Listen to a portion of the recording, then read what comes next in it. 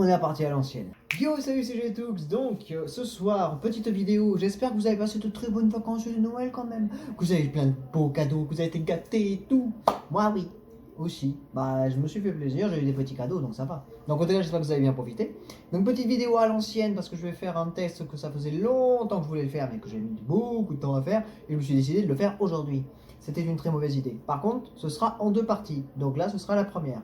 Let's go!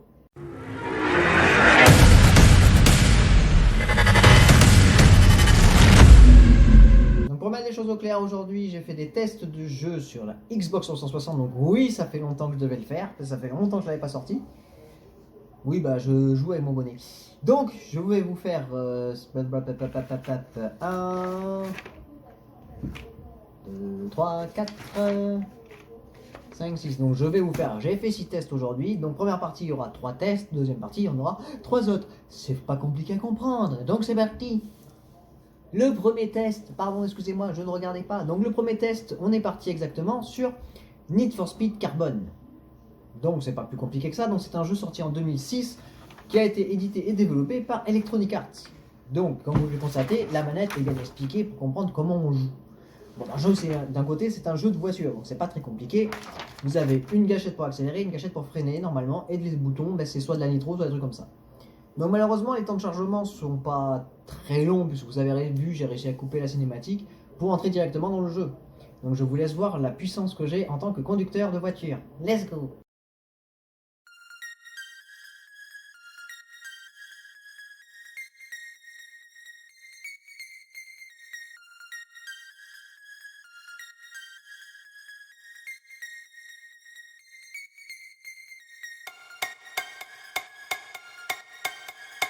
Alors, je vous avoue, j'ai pas compris ce moment de ralentissement.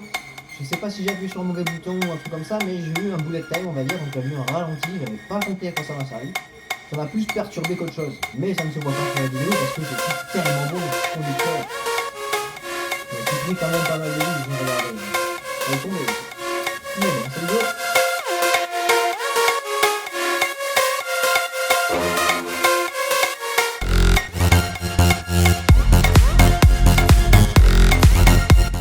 Donc voilà, un petit temps de chargement et la première partie du jeu se termine comme ça, par des accidents et on devait s'échapper à justement ce poste, donc le mec on va voir, oui je m'amuse avec mes cheveux, on va voir juste là à la fin.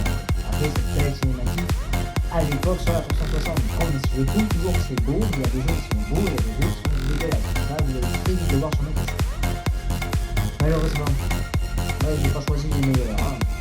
Pourquoi je fais des tests au fait sur la Xbox? Donc là on va commencer le moment de création. Donc on a le choix entre 3 types de voitures, les tuning, les classiques et les muscle. Exotiques et muscle. Moi j'ai pris une muscle pour faire la mission. J'ai trouvé ça plus joli et ça a un peu plus d'accélération, ça pète les. Donc bon. Et on a commencé la première course pour voir découvrir un petit peu les mouvements de la voiture, comment ça se passe et tout. Je vous laisse voir, je me suis amusé.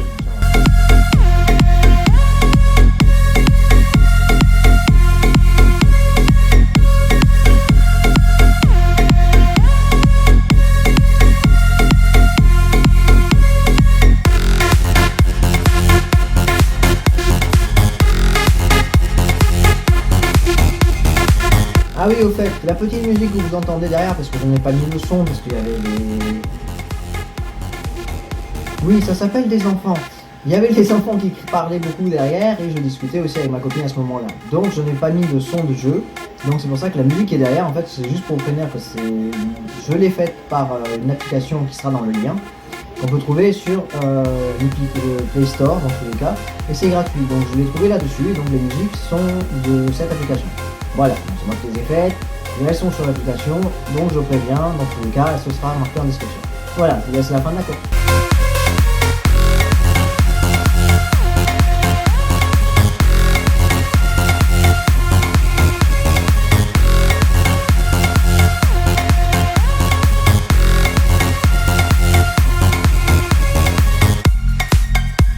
Et voilà, j'ai gagné la première course.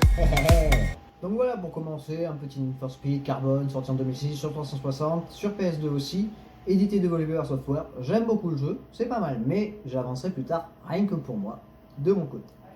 Deuxième jeu à tester aujourd'hui, c'est parti, ce sera, enfin à tester, que j'ai testé aujourd'hui, c'est Dark Sector.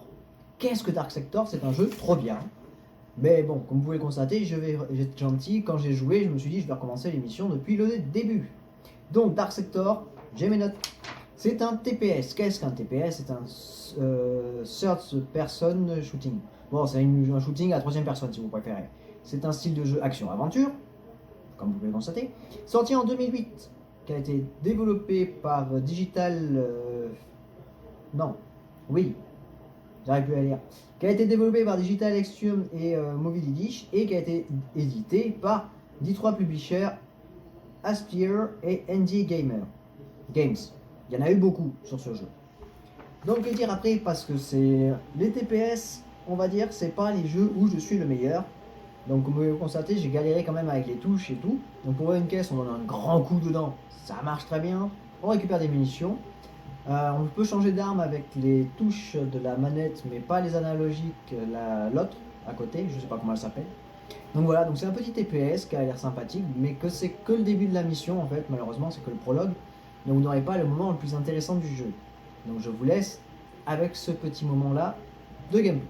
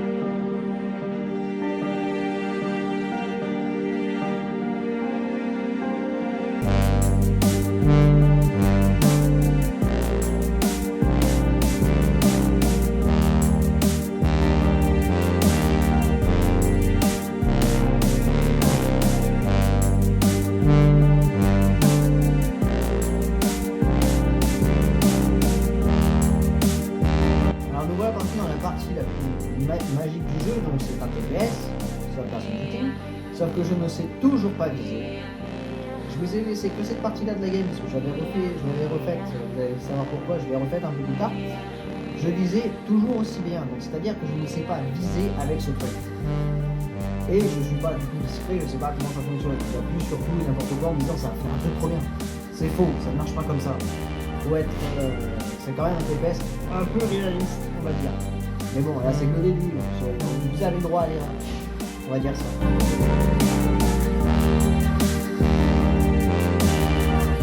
Vous voyez qu'est-ce que je vous disais que j'étais pas bon? Je me fais tirer dessus, je n'arrive même pas à regarder où est-ce qu'ils étaient. Et regardez comment je vise bien. Alors, les barres de vie, il n'y en a pas sur ce jeu. J'ai un peu bizarre là, c'est normal. Il n'y a pas de barre de vie, c'est un peu style Call of, c'est l'écran va devenir de plus en plus rouge et au bout d'un moment vous allez mourir de toute façon. Normalement de base, rien qu'en ayant tué autant de balles, j'aurais dû mourir. Mais c'est le jeu, normalement c'est pour la durée de vie, il faut que ça dure plus longtemps. Je sais vraiment pas viser. Aïe aïe aïe.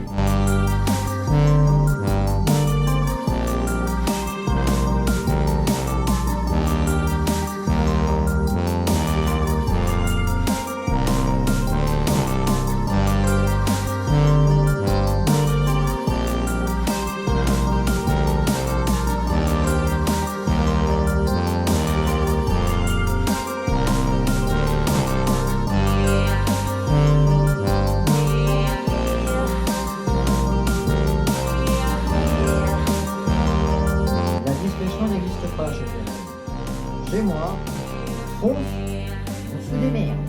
C'est pas la meilleure solution. Et surtout quand tu sais que le bouton coup de poing n'est pas utile, ça sert à rien. La preuve. Voilà, et après j'ai rejoué quand même, pour me rattraper. Et là on arrive au troisième test, donc de la première partie, je vous fais la suite après. Donc c'est un jeu très étrange, je vous accorde, mais vous allez très vite savoir pourquoi je parle de ça. Et déjà vous vous demanderez aussi pourquoi j'ai acheté ce jeu. Mais parce que j'étais vraiment très bête à ce moment-là, malheureusement. Donc on a acheté en fait, vous connaissez tous Mario Tennis qui est sorti sur Switch. C'est le même style, sauf que là on a très peu de personnages, on a plein de personnages de jeux différents, surtout de Sonic. Et on a acheté en fait, comment il s'appelle ce jeu déjà? Je ne sais plus, Superstar, Sega Superstar Tennis. Eh oui.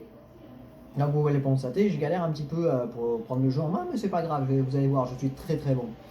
Donc ce jeu est sorti en 2008, il a été édité par Sega, surprenant, et développé par Sumo Digital.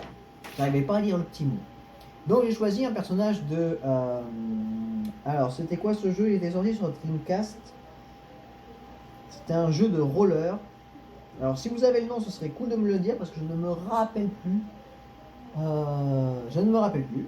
Donc j'avais choisi ce personnage-là contre Sonic en me disant, et j'ai cherché la manette. Il n'y a que de type A et type B, sauf que c'est pas expliqué les boutons. C'est expliqué que sur le petit manuel que je n'avais pas ouvert à ce moment-là du jeu. Donc ça commence très bien, vous pouvez le constater. Je vous laisse jouer un petit peu. Bah, je vous laisse admirer ce beau gameplay.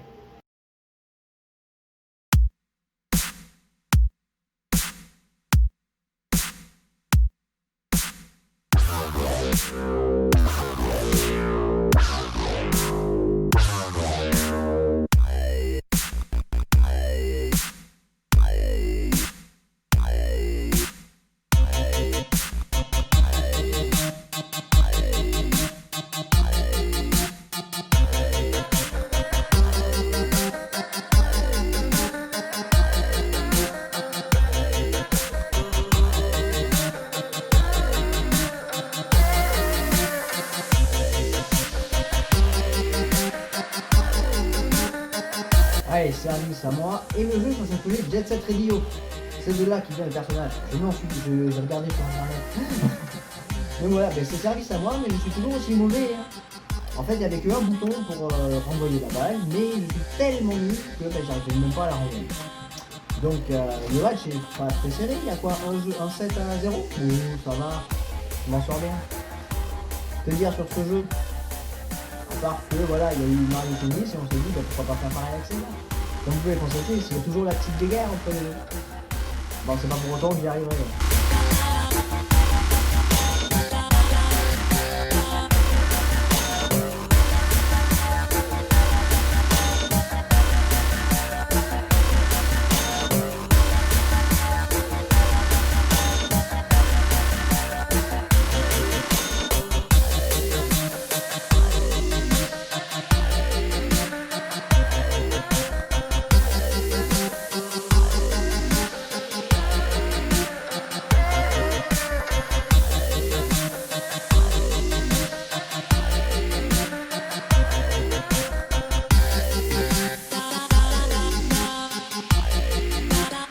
Donc voilà, on se quitte au moins sur ce point-là, le seul que j'ai mis du jeu. Et on se quitte aussi parce que c'est la fin de la première partie de la vidéo, donc je vous retrouve un peu plus tard pour la seconde partie, pour vous faire pouvoir découvrir les 3 derniers jeux que j'ai testés aujourd'hui sur Xbox. Et bien en tout cas, c'est pas folichon, mais bon, on garde, comme on dit, des fois, on garde toujours le meilleur pour la fin. On va voir ça tout à l'heure. À de suite.